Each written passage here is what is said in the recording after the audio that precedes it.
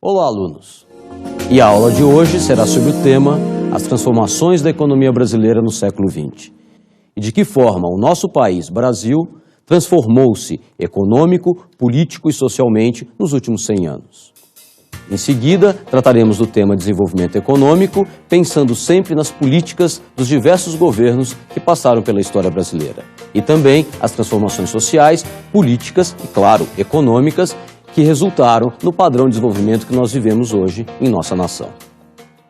O entendimento do desenvolvimento econômico do Brasil passa necessariamente pelo conhecimento e profunda análise do que ocorreu no Brasil de transformação a partir do final do século XIX, a partir da República, 15 de novembro de 1889. O Brasil, a partir dessa data, começa a se transformar e posicionar-se no mundo de forma diferente. A economia brasileira, a partir da última década do século XIX e início do século XX, começa a se preparar para um padrão de desenvolvimento com o qual ela não estava acostumada. Uma economia que vinha há quase 500 anos desenvolvendo-se e crescendo a sua exportação de produtos primários, basicamente, agricultura e alguns itens da pecuária.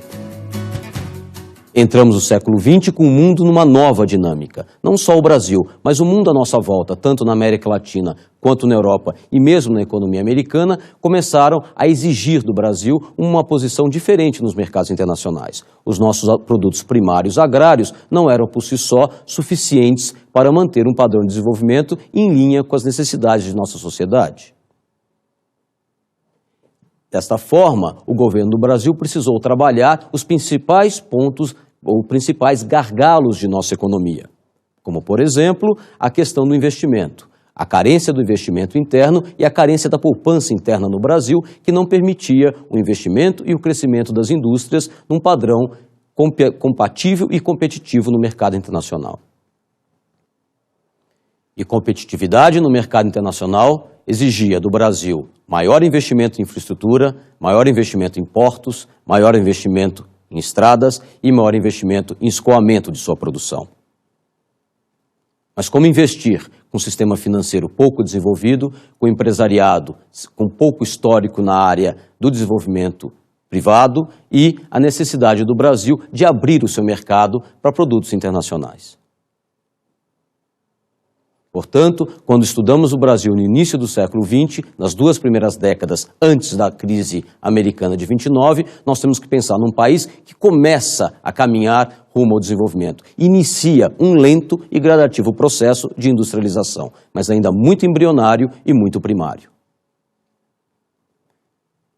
Vamos agora a um texto do José Pascoal Rossetti, que trata muito bem a respeito dessa ligação entre a importância do entendimento macro e microeconômico no estudo do desenvolvimento econômico.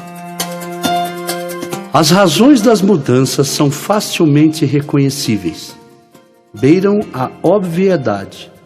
Elas derivam das novas realidades e dos novos desafios que têm marcado praticamente todos os campos da ação humana nesse final de século.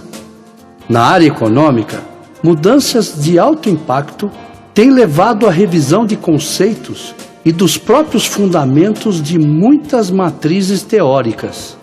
A um só tempo, multiplicam-se realinhamentos e controvérsias, tanto na esfera da micro quanto na da macroeconomia.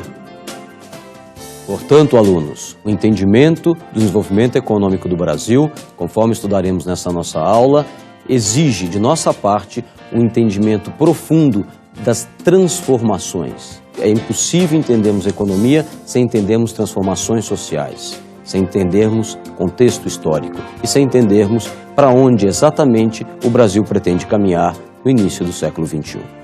Quando estudamos o Brasil, lembramos sempre que foi uma das nações que mais se transformou no século passado.